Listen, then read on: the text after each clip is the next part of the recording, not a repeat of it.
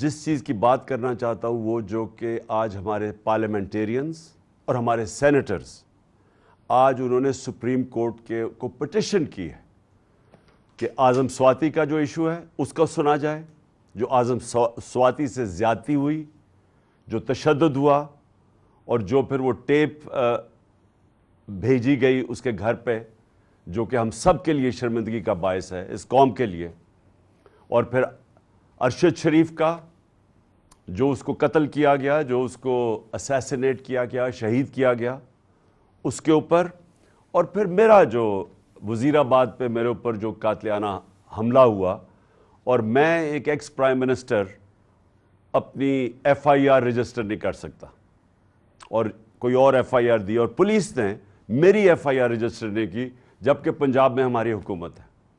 تو یہ ہم نے سپریم کورٹ کے پاس لے کے گئے ہیں، اور مجھے امید ہے کہ ہمارے آنریبل چیف جسٹس اس کو سنیں گے، کیونکہ یہ ایک پاکستان کی تاریخ میں جو انگریزی میں ڈیفائننگ مومنٹ کہتے ہیں، فیصلہ کن وقت ہے کہ ہم اپنے ملک کو قانون کی بالادستی کی طرف لے کے آئیں. جو ابھی شہباز شریف سے ہوا وہ ساری قوم کے سامنے آیا کہ اس نے کہا جی میں ملک کا پرائم منسٹر ہوں اور اس لیے عدالت میں نہ پیش ہوں، تو انہوں نے اس کے اوپر فائن کیا. اس کے اوپر انہوں نے فائن کر کے 1.5 کروڑ روپے کا، اور اسے کہا ڈیٹ دی کہ پرائم منسٹر ہو یا نو ہمیں نہیں فرق پڑتا، قانون کے سامنے سب ایک برابر ہیں. جو بھی کوئی ہمارے ماضی میں جھوٹ بولتا رہا ہے کہ میں ایشین ٹائیگر بنا دوں گا یا میں لاہور کو پیرس بنا دوں گا، یہ نہیں بن سکتی جب تک انصاف نہیں ہوگا. آج اگر آپ ایک دیکھیں انصاف کا انڈیکس یا رول آف لاء کا انڈیکس یا قانون کی حکمرانی کا انڈیکس دنیا میں چھپا ہوا ہے کہ کون سے ملکوں کے اندر انصاف زیادہ اور کدھر کم ہے. تو دنیا کے اندر ملکوں کی ریٹنگ کی ہوئی ہے کہ نمبر 1 ملک کون سا ہے، نمبر 2 کون سا ہے، 3. تو جو سارے دنیا کے اوپر کے 10 12 یا 15 ملک ہیں، سب خوشحال ترین ملک ہیں. اللہ سے دعا کرتا ہوں کہ یہ جو ہماری حقیقی آزادی کی تحریک ہے یہ دراصل انصاف کی تحریک ہے، اور یہ شروع ہوتی ہے جب ہماری عدالتیں کھڑی ہو جاتی ہیں ایک لوگوں کے لیے جو سمجھتے ہیں ہم کمزور ہیں اور ہمارا طاقتور کے سامنے آمنا سامنا ہو گیا ہے، تو لوگ چاہتے ہیں کہ ہماری عدالتیں ہمارے ساتھ کھڑی ہوں. تو میں آج پھر سے بڑے رسپیکٹفلی آنریبل چیف جسٹس سے کہتا ہوں کہ یہ بہت امپورٹنٹ چیز ہے. پاکستان کا نمبر 1 انویسٹیگیٹو جرنلسٹ صحافی ارشد شریف کو شہید کیا گیا. اس کے اوپر پوری تحقیقات ہونی چاہیے. کون تھے وہ لوگ جنہوں نے دھمکیاں دیں، کنہوں نے اس کے اوپر ایف آئی آر کٹوائیں، کیوں ملک سے باہر اس کو جانا پڑا، اس کے بعد کیوں آگے ادھر سے گیا، اور پھر اس کا قتل، یہ جو اس کو شہید کیا گیا، اس کے اوپر پوری انویسٹیگیشن ہونی چاہیے. دوسری چیز میں سمجھتا ہوں کہ اعظم سواتی سے ہوا، اس کے اوپر صرف سپریم کورٹ کے اوپر ہمیں اعتماد ہے کہ وہ اس کے اوپر انویسٹیگیٹ کر سکتے ہیں. اور تیسرا میرا کہ یہ تو میرا حق ہے ایف آئی آر کا، تو میں چاہتا ہوں کہ اس کے اوپر بھی ہمارا سپریم کورٹ ایکشن لے. کہ یہ ناممکن ہے کسی کا تصور کرنا کہ ایک مفرور، ایک سزا یافتہ آدمی ملک کے اتنے اہم فیصلے کرے گا. یہ کسی مہذب معاشرے میں نہیں ہوتا. اور اس سے بھی بڑی بات کہ جو شہباز شریف پرائم منسٹر ہے، کیا اسے نہیں پتا کہ اتنا سینسٹیو معاملہ جو کہ آرمی چیف کی سلیکشن کا، یہ کیسے ایک مفرور اس سے کیسے کنسلٹ کر سکتا ہے؟ جو اس وقت پاکستان کے حالات ہیں، جو معاشی حالات ہیں، جو مہنگائی ہے، جو بے روزگاری ہے، جو انڈسٹری بند ہو رہی ہے، جو ہماری ریمیٹنسز گر رہی ہیں، ایکسپورٹس گر رہی ہیں، آمدنی کم ہو رہی ہے، جو ہمارے کسانوں کا آج حال ہے، ہر چیز نیچے جا رہی ہے. جب ملک کی آمدنی کم ہوتی جا رہی ہے تو ہم نے قرضے کیسے واپس کرنے ہیں، قسطیں کیسے واپس کریں گے جب آمدنی کم ہوتی جا رہی ہے؟ اور یہ کیسے ٹھیک ہوگا؟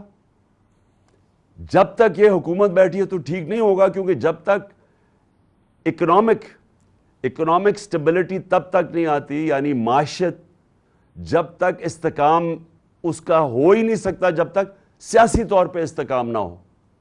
پولیٹیکل سٹیبلٹی ہوگی تو معاشیت کی سٹیبلٹی ہوگی. آج سارے ملک کو سوچنا چاہیے کہ ایک ایسے آدمی کو کیا ہمیں اجازت دینی چاہیے اتنے اہم فیصلوں کے لیے؟ بالکل نہیں دینی چاہیے. اور یہ جو بھی فیصلہ کرے گا اپنی ذات کے لیے کرے گا, پاکستان کے لیے نہیں کرے گا. 26 سال سے میں ایک چیز کہہ رہا ہوں کہ ہم دوستی سب سے کرنا چاہتے ہیں لیکن غلامی کسی کی نہیں کرنا چاہتے.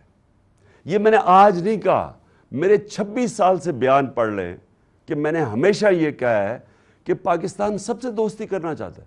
ہم تو اگر کشمیر کا مسئلہ ہندوستان تیار ہو جائے حل کرنے کے لیے, ہم تو ہندوستان سے دوستی کرنا چاہتے ہیں. میں نے کوشش بھی کی شروع میں جب میں اقتدار میں آیا, لیکن غلامی کسی کی نہیں ہم کرنا چاہتے.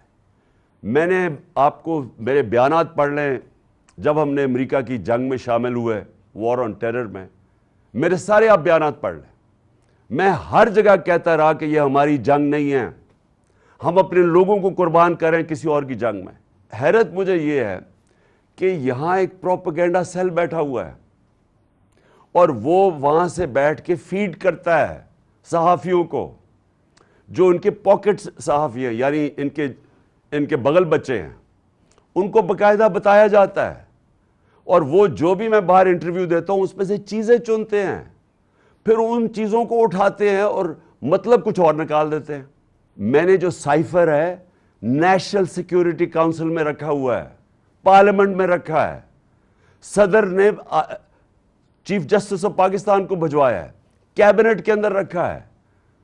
جو اسد مجید جو ایمبیسڈر تھے واشنگٹن میں, جس کی ڈونلڈ لو سے بات ہوئی, انہوں نے شہباز شریف کے دور میں نیشنل سیکیورٹی کاؤنسل میں بیٹھ کے کہا ہے سائفر کا کہ بالکل وہ جو میں کہہ رہا تھا وہ باتیں ڈونلڈ لو نے صحیح دھمکیاں دی اس کو کہ عمران خان کو ہٹاؤ. اس میں تو کوئی شک ہی نہیں ہے, کیونکہ اس دوسری سیکیورٹی کاؤنسل جو بیٹھی تھی شہباز شریف کے نیچے, اس نے بھی تائید کی ہے کہ ہاں انہوں نے غلط کیا ہے, انہوں نے مداخلت کی ہے. تو اس میں ایشو کیا رہ گیا؟ اور انشاءاللہ میں جو دیکھ رہا ہوں راستے میں, جس طرح لوگوں نے کہا کہ یہ عمران خان نہیں ہوگا تو پبلک نہیں نکلے گی, میں تو اللہ کا شکر کر رہا ہوں کہ میری قوم میں اتنا شعور ہے کہ میں انشاءاللہ پنڈی میں آپ کے ساتھ ہوں گا, کیونکہ اس سے پہلے پبلک نکلی ہوئی ہے. تو میں تو اللہ کا خاص آج شکر ادا کرتا ہوں, اور آپ سب کا کہ آپ نے جس طرح پوری آج شرکت کی ہمارے ساتھ, بنڈی بہاؤدین میں بھی اور جڑا والا میں بھی, دونوں جگہ پہ بھی میں آپ کا شکریہ ادا کرتا ہوں. پاکستان زندہ باد.